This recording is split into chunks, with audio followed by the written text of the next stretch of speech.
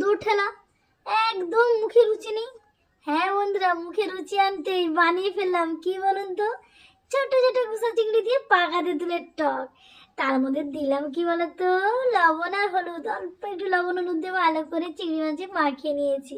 তারপর কড়াইটা যা তেতে আগুন হয়ে গেল, তেলটা যে পেকে গেল, সঙ্গে সঙ্গে মাছগুলোকে দিয়ে একেবারে লাল লাল করে মুচমুচে করে ভেজে নিয়েছি। হ্যাঁ বন্ধুরা, এই সময় দোটেলার সময় না ভীষণ মুখে অরুচি হয়, মোটে ভাত খেতে পারি না।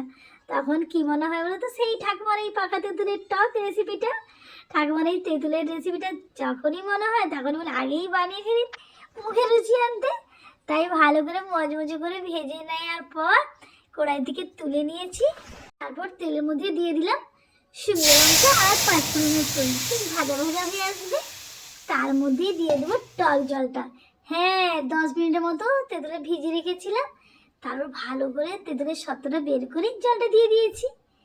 তারপর কি দিলাম বলুন তো, স্বাদ মতো লবণ, অল্প একটু হলুদ আর স্বাদ মতো চিনি। চিনি না দিলে তো ভালোই লাগবে না, টকের স্বাদই আসবে না। তারপর দিয়ে দিয়েছি অল্প একটু মূলো।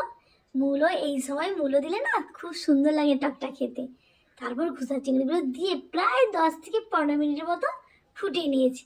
আমার ঠাকুমা বলতো, টক সুন্দরভাবে ফুটালে তবেই কিন্তু টকের স্বাদ আসে। হ্যাঁ বন্ধুরা, এই সময় দোঠেরা কিন্তু মুখে রুচি আনতে বানিয়ে ফেলুন। দিলাম একটু সরষের তেল আর দিলাম কাঁচা লঙ্কা। টকে কাঁচা লঙ্কা মুলে খেলে না, আহ, সে যা দারুণ লাগে না খেতে।